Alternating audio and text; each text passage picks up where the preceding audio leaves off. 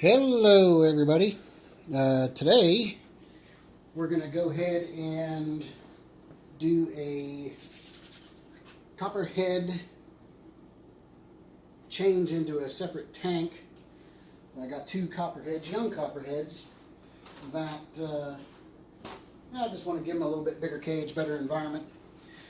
First of all, we've had other snakes in here before, so the white stuff that you see in the enclosure is actually the urates from the previous snake. So we're going to make sure all that gets cleaned out.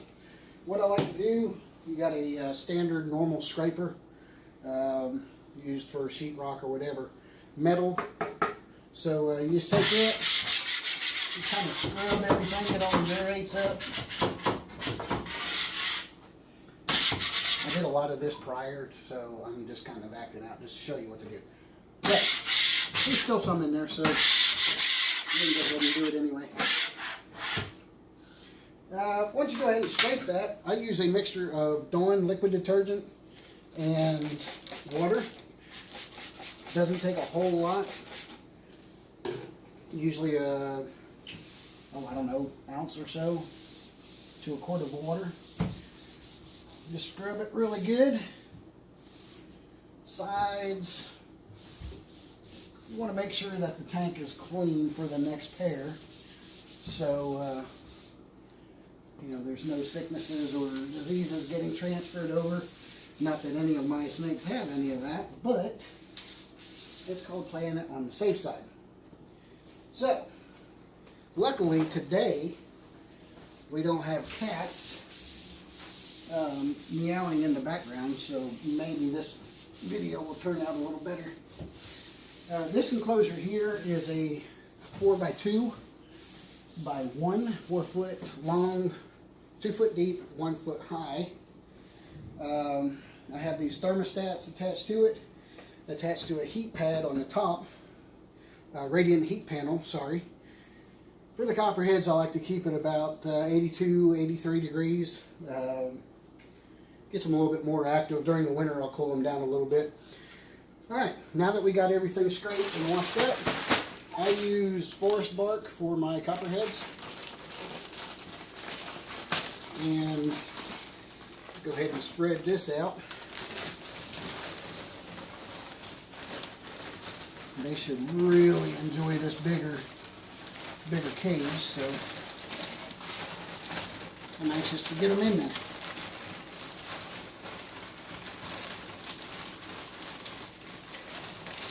I got 2 bags. I don't know if I'm going to need both of them, but it looks like I am. This will be a pretty easy spot cleaning for the Copperheads. I don't like to bring it all the way up to this ledge, primarily because these little particles will get in the track and then it messes up your glass being open and closing. They're going to get it in there anyway, but we try our hardest not to allow too much of that.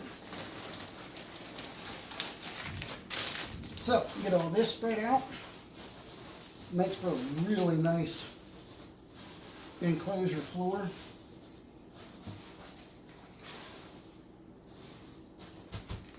That'll give the Copperhead something they can really enjoy. Always try to keep a little bit extra left over, so when I do any kind of spot cleaning, I can, if I have to replace any, I'll go ahead and put it in. Now, you saw me mess with something a little over here. This is the sensor for the thermostat. It will actually help us regulate the temperature on the radiant heat panel. My radiant heat panels come from Pro Products up in New York. Guy is superior to deal with. I'm not a paid spokesman, so I'm not getting paid for that. He just makes a really good product. Lasts forever. It's got a lifetime warranty. As we talked about in the snake room tour, they are UL rated, which means if something happens, they are qualified as good electronics. So that's a good part. Now, once you get all that down, we got our probe up out of the substrate a little bit. Now we have the fun job of decorating. All of my venomous snakes, I have a skull somewhere in there. That is a reminder that it's not something that you want to stick your hand into. So let's go ahead and set that up in here. Also, my copperheads love this little log here. I'm going to go ahead and set that right next to Willie G there. And a little bit of foliage always is cool. If nothing else, it's for them. They like to hide underneath it, and so what you do is you place it in a manner that, you know, that gives them some kind of cover if they need it. What it doesn't do is allow you to see them all the time. So, something to think about. This right here is just a decorative log, and they also like to get underneath it. And I'm going to put it in there in a way that they can get underneath it and I can still see them a little bit. And last but not least, we have their water bowl, which is essential. I did wash it earlier before I started the video, so just get all this dust out of it from the substrate. We're going to put that bad boy right there. Now, I always put my water on the opposite side of the heat panel, that way it doesn't dry up the water. If there is an issue with humidity later, I can switch that up. If you put a water dish underneath the heat panel, you will notice that the humidity comes up quite a bit. So, something else to think about. Alright, now, we'll pick this up here. We'll kind of give you what we did here. Alright, you got the skull. Let you know, don't put your stinking fingers in here or you're really going to regret it. And substrate, foliage, logs, water. Alright, now we're going to go ahead and pause this for right now. And then we'll bring in the copperheads. Get them switched over.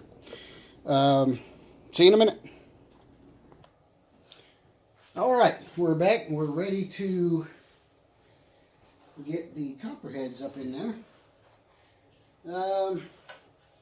It's going to be relatively simple. It's not going to be a very dramatic exchange, but it is definitely something that you have to be cautious about anytime when dealing with venomous reptiles. You want to make sure that you're playing it very cool. Now, we'll show you what's going on down here. These are my two copperheads. You got this girl here and that one right there. And we're going to go ahead and put them in their new home. So, with that said, one thing I do not believe in is free-handing venomous snakes. Yes, there are people that do it. No, I do not. So, that said, let's go ahead and put the first little girl in there. Oh, I know, you don't like to be hooked. All right. There you go. Now, we're going to get her away from the door a little bit, so the other one doesn't get threatened when I put her in there. She has been pretty good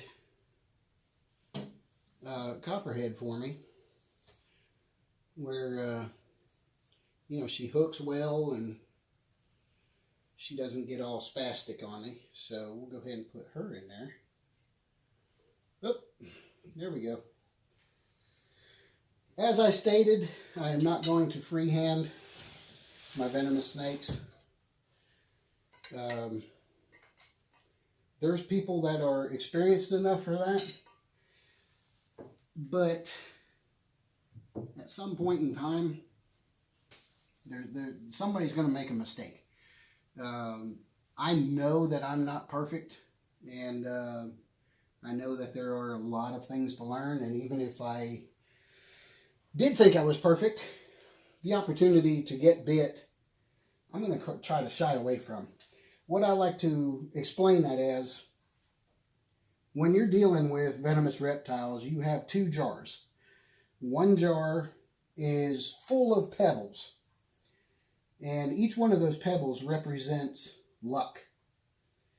So after every time or every feeding or every movement or dealing with the snakes, you take one luck pebble out of the luck jar and you place it into an empty experience jar. Now, eventually, your luck's going to run out and you're having to rely all on experience. And that's usually when people get complacent and they get bit, and you're talking about a really nasty hospital bill. So I'm going to go ahead and not do that.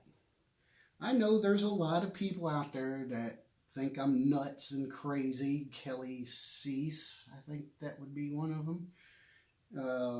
Yes, I gave you a shout out. Kelly Cease, good friend of mine. Can't wait to see her again. Anyway, everybody thinks I'm nuts for dealing with these things, but the truth of the matter is these snakes are absolutely beautiful, and I love working with them. And if somebody's got to do it, I'll be more than happy to do it. So, that is our enclosure exchange on the Copperheads. Hope you enjoyed it. Hope you learned something. If you didn't, I'm sorry. Maybe you can tell me something and I would learn. I'm all for it. So, thanks for watching. Appreciate it. See you next time.